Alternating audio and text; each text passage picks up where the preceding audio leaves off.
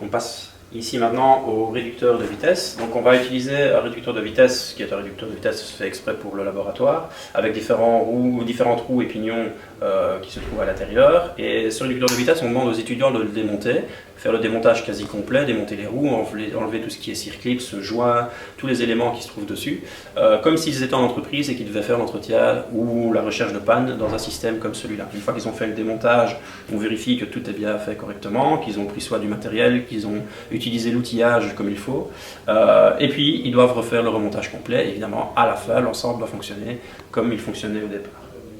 Dans l'expérience suivante, on utilise un banc d'analyse vibratoire. Alors ce banc d'analyse vibratoire va nous permettre de détecter des vibrations sur une machine tournante.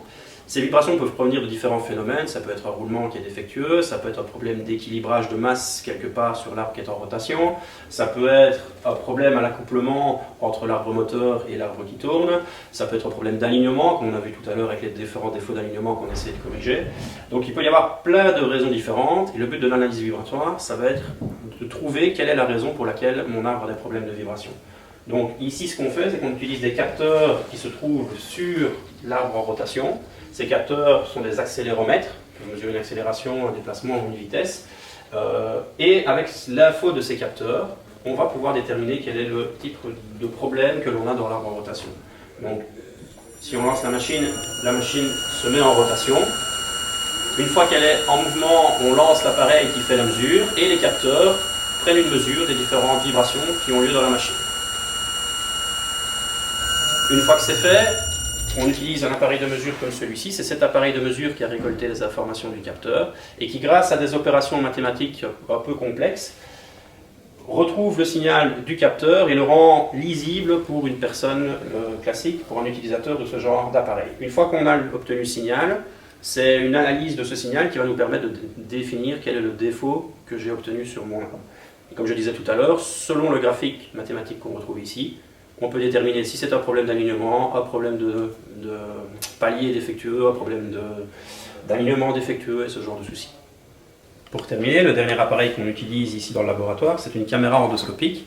C'est exactement le même fonctionnement que dans une analyse médicale qu'on peut réaliser dans un hôpital, sauf qu'ici on utilise ce genre d'appareil pour pouvoir examiner l'intérieur d'éléments mécaniques sans faire du démontage. Donc c'est le gros avantage de ce système-là, c'est que ça permet de faire une première analyse à l'intérieur d'un système sans faire du démontage. Si par exemple dans une boîte comme ceci, qui est une boîte de vitesse qui est scellée, si vous avez un défaut sur une roue dentée à l'intérieur, on veut pouvoir aller vérifier que cette roue est cassée, et donc ce qu'on fait, c'est qu'on va insérer simplement la caméra endoscopique, exactement comme on peut le faire à l'hôpital, pour aller voir à l'intérieur de cette machine s'il y a un problème sur les différentes roues qui se trouvent dedans.